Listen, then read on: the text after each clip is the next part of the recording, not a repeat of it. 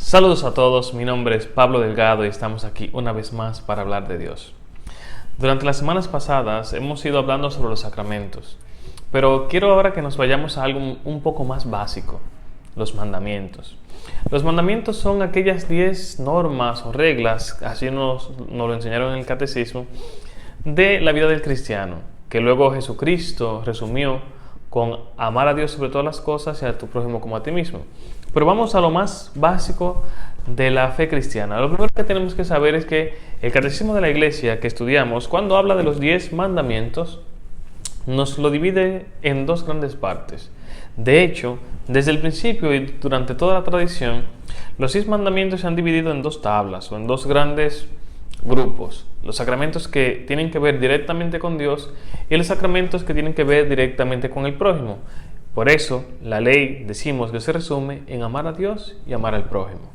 Muy bien, entonces, ¿cuáles son esos mandamientos que se refieren directamente a Dios? Los 3 primeros: amarás al Señor tu Dios con todo tu corazón, con toda tu alma, con toda tu fuerza, o simplemente amarás a Dios sobre todas las cosas. El segundo mandamiento: santificarás el nombre de Dios, o no prometerás en el nombre de Dios, o no usarás el nombre de Dios en vano. Y el tercero: santificar las fiestas. Hay veces traducciones, pero así nos lo enseñaron, ¿no? Amar a Dios sobre todas las cosas, no usar el nombre de Dios en vano y santificar las fiestas. Son los 3 primeros mandamientos y que son los mandamientos que tienen que ver directamente con Dios. Muy bien, para hoy precisamente vamos a hablar del primer mandamiento. A veces pensamos que los mandamientos son algo un poco corto o breve, y no, el mandamiento es breve, pero lo que tiene que ver con ese mandamiento, las cosas que implica ese mandamiento, son súper largas. Por ejemplo, aquí tenemos el primer mandamiento que dice: adorarás al Señor tu Dios con todo tu corazón, con toda tu alma y con todas tus fuerzas. Pero implica ciertas cosas que menciona aquí el catecismo. Dice: adorarás al Señor tu Dios y le servirás, a Él solo darás culto, no habrá para ti otros dioses delante de mí. Y por cuarto, no te harás escultura alguna.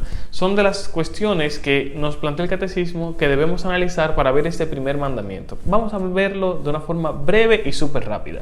Primero, adorarás al Señor y solo a Él le servirás.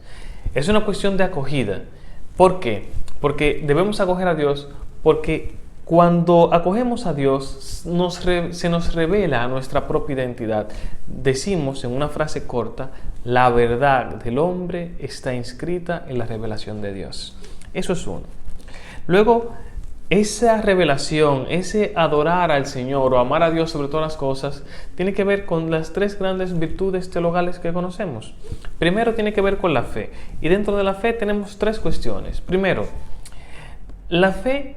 Antes de empezar, la fe es un requisito, por decirlo de alguna manera, indispensable para entrar en el plan de Dios, para entrar en la dinámica o en la relación íntima de la vida divina. ¿Cuáles son los pecados que atentan contra la fe? La duda voluntaria, aquella persona que tiene dudas o decide dudar simplemente. También tenemos la duda involuntaria, que es aquella duda que nos despierta en la fe y que no tenemos las capacidades o las habilidades necesarias para poder salir de esas dudas. Y tercero, la incredulidad. La incredulidad se desprende en 3 cosas. La incredulidad también por herejía. Cuando ¿qué cosa es una herejía? Que está dentro de la incredulidad. Cuando yo planteo una doctrina que no es la correcta, que no es ortodoxa, que no es buena, que no es correcta, sino que es incorrecta, pero yo me empeño en ella y no me salgo de ahí. La segunda cuestión o incredulidad es la apostasía. La apostasía es una gran parte rechazo de la doctrina y de todo lo que tiene que ver con la fe. Y tercero, el cisma. Cuando ya yo rechazo la figura del Papa, ¿no? y no me subordino. Luego tenemos entonces aquellos pecados que tienen que ver con la esperanza.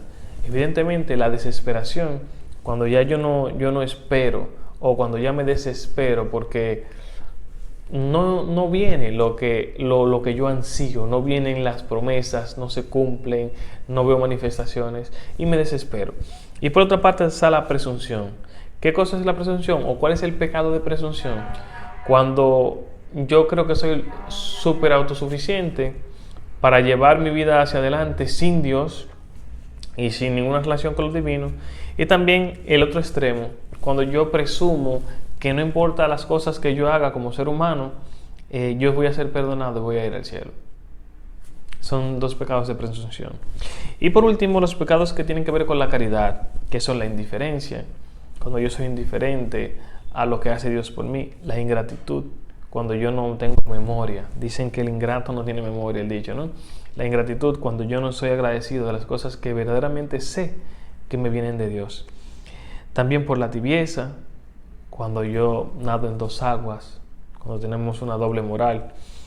También cuando simplemente odio a Dios. Hay personas que odian a Dios, sin duda alguna. Pero aquí no estamos para juzgar, sino para decir cuáles son aquellos pecados que atentan contra ese don de Dios, ¿no? Esa caridad que tenemos que tener para con Dios. Lo segundo que plantea el catecismo es: a Él solo darás culto. ¿Cómo se da culto a Dios? Con adoración, con oración, con sacrificios.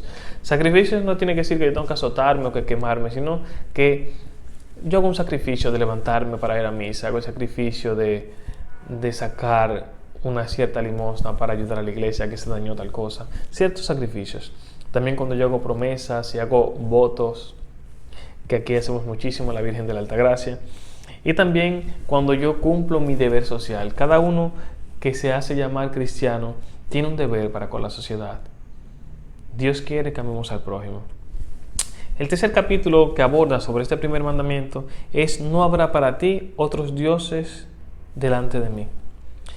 Aquí tenemos entonces que tocar la superstición, cuando yo atribuyo a lo natural divino de Dios, lo natural divino, lo cotidiano, la consagración, que es esa transformación o esa transustanciación del pan que se convierte en cuerpo y de ese vino que se convierte en sangre, y yo me vuelvo supersticioso, ¿no? Luego tenemos la idolatría, que evidentemente no voy a abundar sobre eso, la adivinación y la magia que se vive tanto en nuestro país, en algunos sitios concretos. Y también la irreligión. ¿Qué cosa es la irreligión? En el catecismo, en el numeral 2118, dice que religión tiene que ver con tentar a Dios con palabras. Cuando yo declaro o juro que Dios va a hacer tal cosa, nosotros no sabemos qué Dios va a hacer. Sabemos que Dios obra, sabemos que Dios verdaderamente hace, pero no sabemos cuándo, ni dónde, ni con quién tendrá ese favor divino. Luego tenemos el sacrilegio, evidentemente cuando se profana una iglesia, cuando se profanan las especies eucarísticas, cuando rompo una imagen de una iglesia consagrada, etc.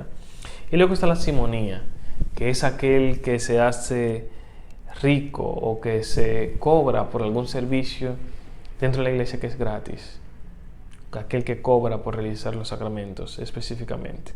Y luego tenemos aquí también el ateísmo y el agnosticismo. Son dos cosas distintas. El ateísmo es aquella persona que rechaza que haya un Dios.